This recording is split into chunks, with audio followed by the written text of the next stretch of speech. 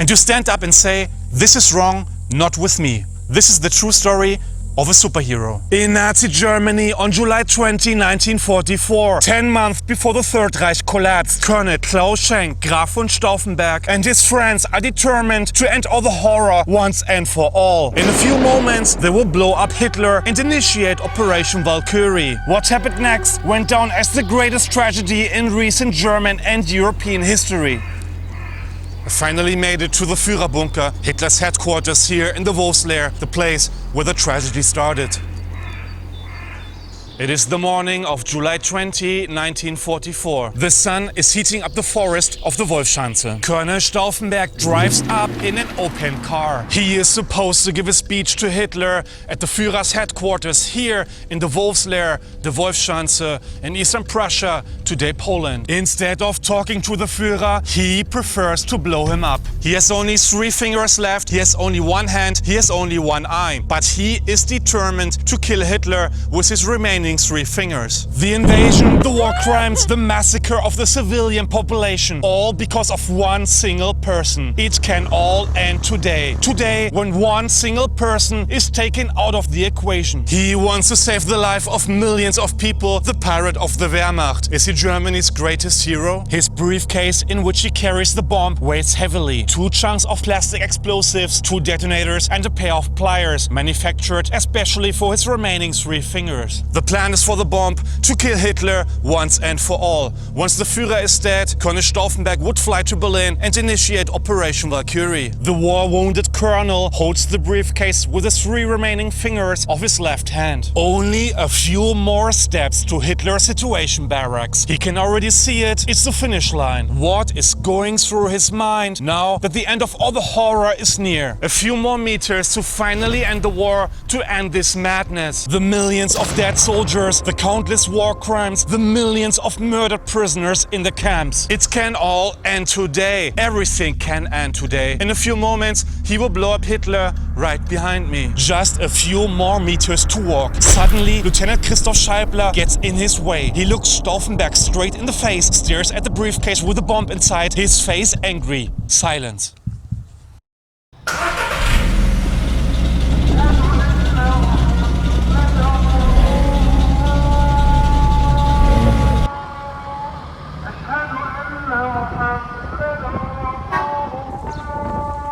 By the time Stauffenberg arrived on the battlefield in North Africa in 1943, it was already game over for Adolf here in history-famous El Alamein in Egypt. The breakthrough of the British 8th Army under General Montgomery through the positions of the Nazis in October 1943, here in history-famous El Alamein, is the beginning of the end for Nazi Germany and also the end for the Desert Fox, Erwin Rommel, who lost against the British Army commander Montgomery. Yes, the very same General Montgomery who would later sign the death warrant for Irma, the beautiful German beast. With the defeat of the Nazis' Desert Fox in Egypt, the situation of the Nazis and their fascist Italian brothers in arms becomes hopeless here in Tunisia. The superiority of the Western Allies is overwhelming. Through the heat of the desert, Stauffenberg's 10th Tank Division retreats from Bir Zalluja to Mizuna to the north. Here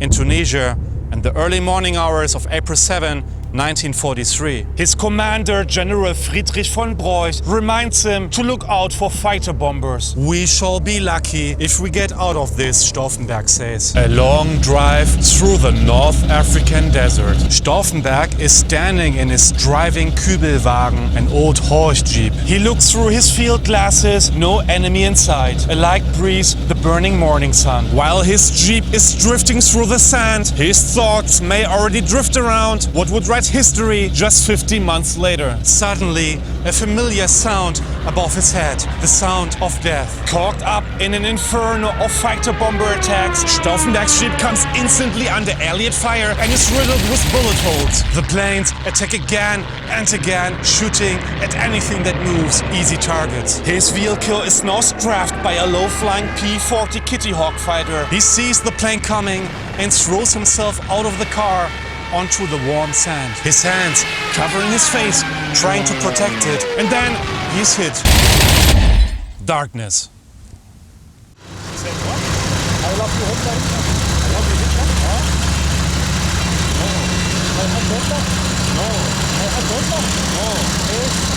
bad. Bad Hitler. Bad Hitler. The burst of fire had practically sawn off his right hand just above the wrist. His face, both hands and one knee had been shot to pieces. The sight in his left eye lost. When he wakes up again, he's in a hospital. That he's still alive is a miracle. He thinks he's blind, he no longer sees anything. After a few days, the doctors find out that he can see with his right eye. The right hand is lost, 3 fingers are still on his left hand. Enough to kill Hitler? Lieutenant Scheibler stares at Stauffenberg's 3 remaining fingers, holding the briefcase with a bomb, then stares at Stauffenberg. A moment of silence. And then he goes, "Colonel Stauffenberg, you're late for the meeting." And his serious facial expression turns into a smile. "I'll be glad to help you. Let me carry your bag." Scheibler later recalled that Stauffenberg seemed absolutely calm at that moment. Confident, friendly and strong, despite his wounds. Scheibler takes the bag from the colonel, not knowing that there are 2 chunks of plastic explosives inside, built to kill the Führer. And he carries it for him as he leads him to Hitler. Then Scheibler's face gets serious and he asks him, "Why is your briefcase so heavy?" Years later, Scheibler still smiled as he remembered Stauffenberg's cold-blooded answer. "Well, I have a lot of work to do." The last meters to Hitler. Stauffenberg walks perfectly upright. Nothing reveals his tension, while Lieutenant Scheibler is unknowingly carrying the bomb for him. Just a few more meters to blow up Hitler. Would you have the courage? Stauffenberg knew about the countless war crimes. He and his fellow conspirators were convinced that Hitler was the executor of evil in history. For him, the war had become nothing but a senseless crime. The desire for a different Germany. He did not want Germany to be remembered in history for tyranny, horrendous war crimes and disregard for humanity. Someone needs to stand up and show the world that not all of us are like him. For him and the conspirators, change was only possible if he was eliminated. But what can Stauffenberg do better this time? For 10 long years, we Germans have tried to make Hitler kick the bucket. Since 1933, we have tried to kill the Führer over 40 times and we failed every single time. Among the most creative ideas, a shooting squad surprise at Hitler's diner table, poisonous love letters, jumping on Hitler and blowing yourself up with him, and so on and so forth. Sometimes more, sometimes less creative ideas.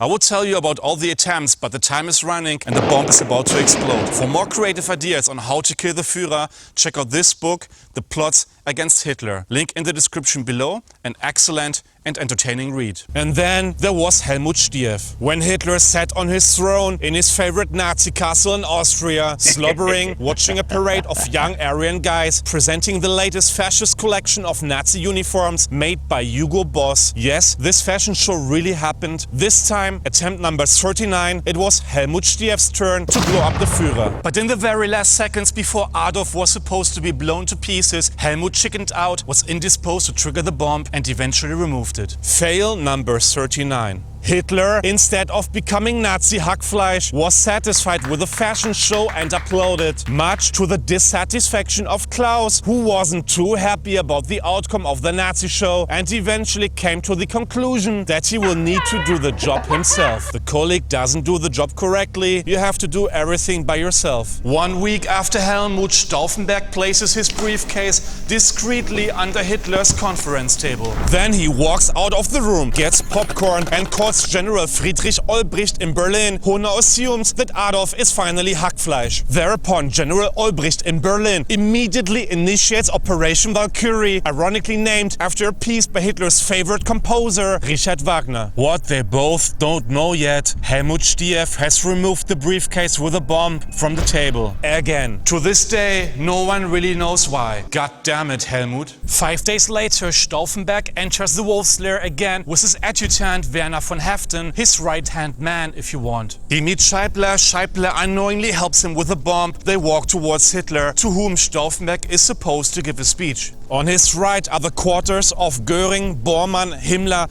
Speer and Keitel. You know, the Nazi stars of evil. Before he gets to Hitler, Stauffenberg first has to see Field Marshal Wilhelm Keitel for a preliminary briefing. He learns that he has little time left to prepare the bomb as Hitler is about to meet the next guest, his dictator buddy from Italy, Benito Mussolini. Time is running out. Now things are getting serious. Heften asks Keitel where Stauffenberg can freshen up before meeting Hitler. Together in the sitting room, Heften and Stauffenberg don't freshen up but hectically arm the first bomb. Just as Stauffenberg reaches for the pliers to arm the second bomb, he is disturbed. General Erich Fellgiebel, a fellow conspirator, had called Keitel to connect him with Stauffenberg. The phone call was planned so that Stauffenberg would have an excuse to escape Hitler's situation room before the bomb explodes. Unfortunately, Fellgiebel calls too early. And so Keitel sends Staff Sergeant Vogel to get Stauffenberg on the phone. The door opens. Stauffenberg is sitting on the ground with his fingers on the pliers. The sergeant sees Stauffenberg handling the pliers on the floor with his 3 fingers. What is he doing? He cannot make any sense of it, and Stauffenberg is a colonel. He doesn't dare to report him, so he just tells him that there is a call waiting for him. This interruption is the only damn reason why, unfortunately, Stauffenberg could arm only one of the 2 bombs. The story of the Second World War could have ended completely differently. Maybe today we could have been proud to show our German flag in public, but now instead the story takes a tragic twist. After the phone call ended, Stauffenberg heads directly to the briefing room where Hitler is discussing the situation on the Eastern Front. He shakes Hitler's hand briefly, places the briefcase with the plastic explosives next to him, excuses himself, leaves, and then he blows up the Führer.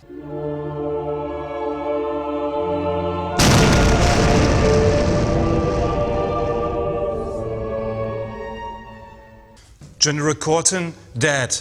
Colonel Brandt, dead. General Schmund, dead. Heinrich Berger, dead. And guess who was also there? Hermann? Fegelein! Injured. Yes, he's always there when history happens. Stauffenberg and Heften watch the detonation from a distance. Right here, this place, in front of the adjutant's building. All of the 24 people present in the room were either killed or injured by the bomb. A Nazi next to them comments on the explosion and says that deer sometimes trigger minds. He cannot imagine that someone blew up Hitler. Now Stauffenberg and Heften are running to their car. They are in a hurry. They have to get to the airport as quickly as possible and fly to Berlin to initiate Operation Valkyrie. They race their car to the checkpoint, but are denied passage because of the noisy alarm that went off just now. Now they are trapped. Stauffenberg in cold blood calls the commandant's office and reaches Adjutant Leonhard von Möllendorf, who had breakfast with Stauffenberg just this morning. He orders the guard to let Stauffenberg pass. He does so. An order is an order. At the airport, they run to their Heinkel 111, which they then board, and then they fly to Berlin.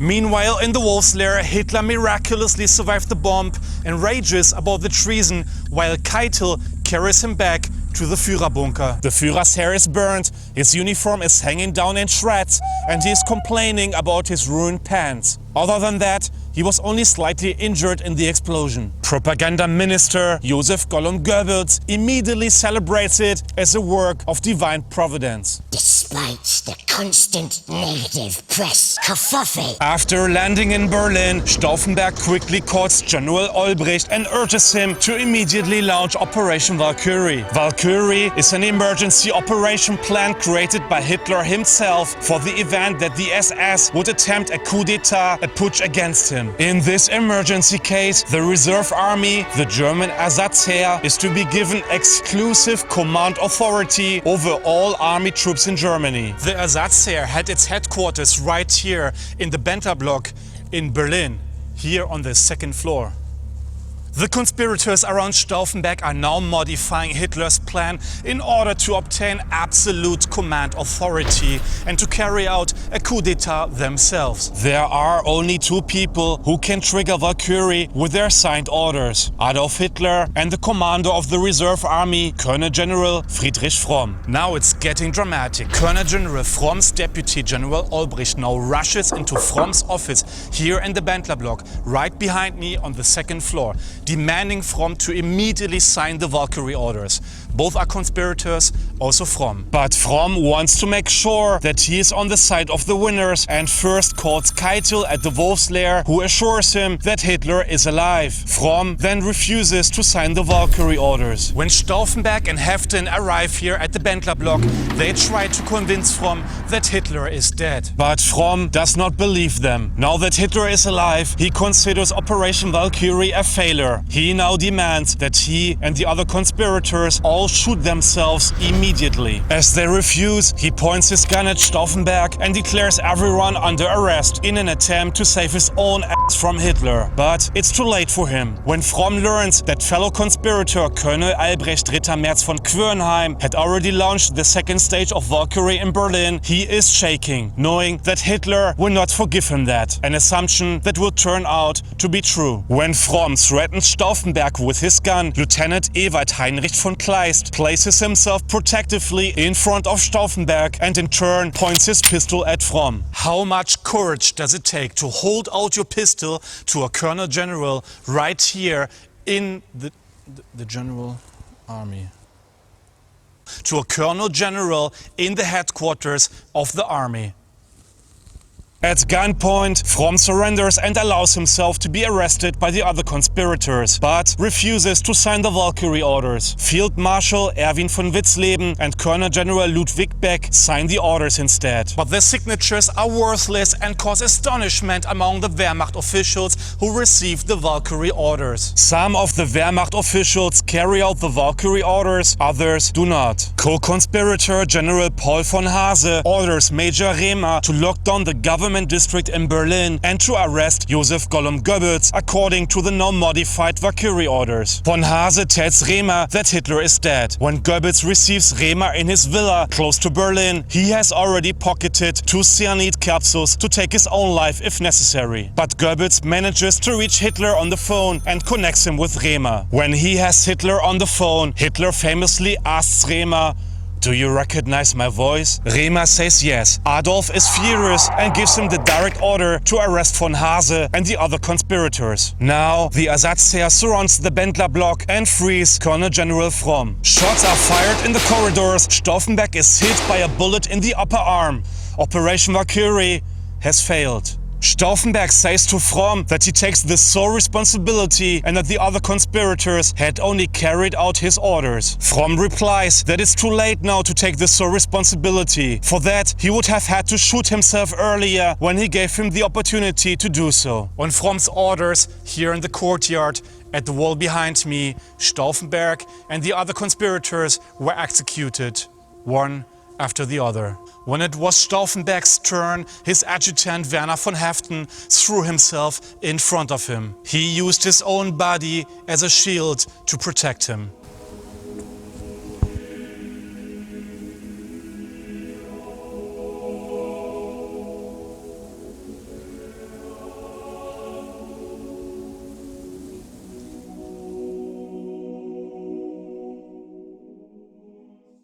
Die Geschichte wiederholt sich immer wieder, aber mit anderen Vorzeichen.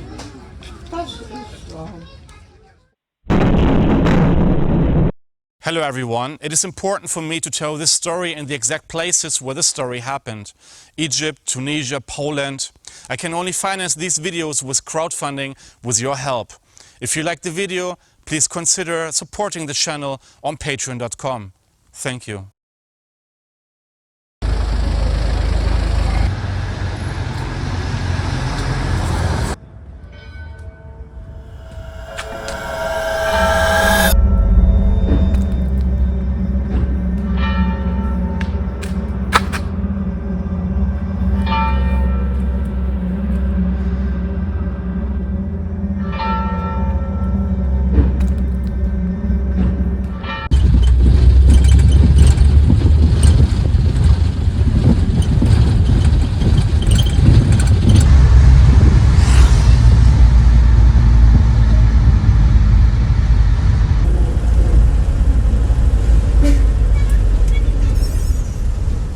Was actually much higher than the building that you see now.